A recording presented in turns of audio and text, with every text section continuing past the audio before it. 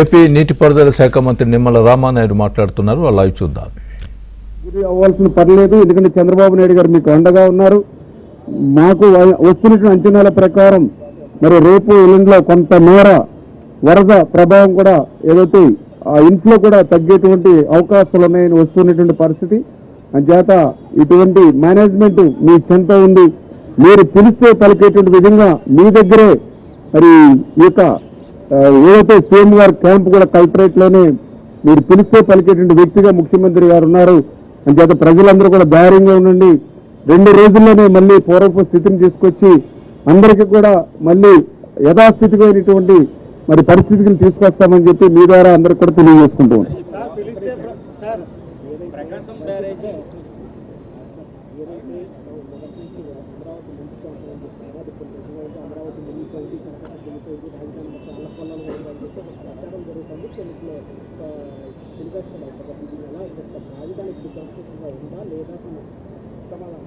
అందుకే నేను చెప్పాను, ఫేక్ న్యూస్ ని పేటీఎం న్యూస్ ని నమ్మవద్దని ప్రజలకు కూడా మీ ద్వారా విజ్ఞప్తి చేసింది దానికోసమే.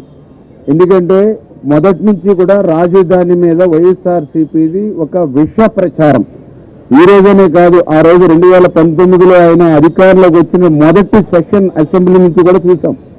ఆ రోజు రాజధాని అంటే 33,000 ఎకరాలు పైబడి ఉండాలి, విజయవాడ గుంటూరు మధ్య నేను ఆహ్వానిస్తున్నాను. ఆ రోజు ప్రతిపక్షంలో ఉండి చెప్పి అధికారంలోకి వచ్చాక ఎట్లా మాట తిప్పాడో మనం చూసాం. ఆ రకంగా 2019లో అంతా కూడా విషయం ఏదైతే అమరావతి మీద పోసి అమరావతి కాదు 3 ముక్కలు అని చెప్పి ఏ రకంగా నాటకాలు ఆడడం మనందరం కూడా చూసాం. ఈ రోజు మళ్ళీ అమరావతికి ఒక పూర్వ వైభవం వస్తూ ఉంటే దాన్ని చూసి మరి ఆ సహించలేనిటువంటి స్థితిలోనే ఇటువంటి విమర్శలు చేస్తూ ఉన్నారు. ఈ రోజు చాలా క్లియర్ గా నేను చెప్తూ ఉన్నా. ఈ రోజు ఒక ఎమ్మెల్యేగా ఒక మంత్రిగా నేను మాట్లాడట్లా. నేను కూడా ఈ ఆంధ్రప్రదేశ్ రాష్ట్రంలో ఉన్నటువంటి ఒక సామాన్యుడిగా ఒక చదువుకున్నటువంటి వ్యక్తిగా కూడా నేను చెప్తూ ఉన్నా.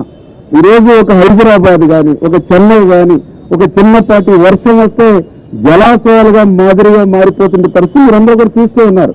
కానీ అటువంటి పరిస్థితి ఇవాళ అదృష్టవశాత్తు మన రాజధాని అమరావతికి లేదు. ఎందుకంటే ఈ రోజు కూడా మేము చూసాం, ఏదైతే హైకోర్టుకు సంబంధించినటువంటి జడ్జెస్ కానీ పర్టికులర్ గా చీఫ్ జస్టిస్ ఆయన కూడా ఈ రోజు ఎన్ని వేస్తున్నటువంటి పరిస్థితి కూడా మేము కరగొట్టిన చూడడం జరిగింది. మరి ఈ రకంగా ఆ భారతదేశంలోనే హైదరాబాదు చెన్నైలతో పోలిస్తే ముంపు లేనిటువంటి ప్రాంతంగా అమరావతి రాజధాని ఉంటే దాని మీద వీళ్ళు మరి ఏదైతే ఫేక్ ప్రచారం ఏదైతే చేస్తూ ఉన్నారో దాన్ని కూడా ప్రజలందరూ కూడా అది అమరావతి మీద విషం చిమ్మేటువంటి ప్రచారమే తప్ప వాస్తవం అయితే 1% కూడా లేనిటువంటి పరిస్థితి.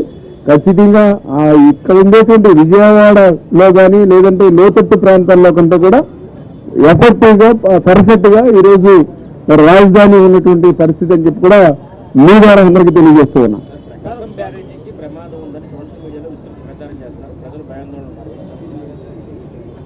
ఏదైతే నిత్యం డైవర్ట్ చేయడం కానీ లేదంటే అబద్ధాలు అసత్యాలు ప్రచారం చేయడం అనేది ఆ వైఎస్ఆర్సీపీకి నిత్యం వాళ్ళ ప్రచారంతమైనటువంటి పరిస్థితి. చాలా క్లియర్ గా చెప్పాం. ఏదైతే ప్రకాశం బ్యారేజీకి సంబంధించి 4 పడవలు ఏదైతే రాత్రి పూట కొట్టుకుని వచ్చాయో మరి దాని ఎఫెక్ట్ తో ఏదైతే 69కు సంబంధించినటువంటి ఒక గేటుకు సంబంధించి కౌంటర్ వెయిట్ మాత్రమే దెబ్బతిన్నటువంటి పరిస్థితి. ఆ కౌంటర్ వెయిట్ కూడా ఏదైతే గేట్లను మళ్ళీ మనం పైకి లేపాలనుకున్నప్పుడు మాత్రమే ఆ కౌంటర్ వెయిట్ అనేది మనకు ఉపయోగం.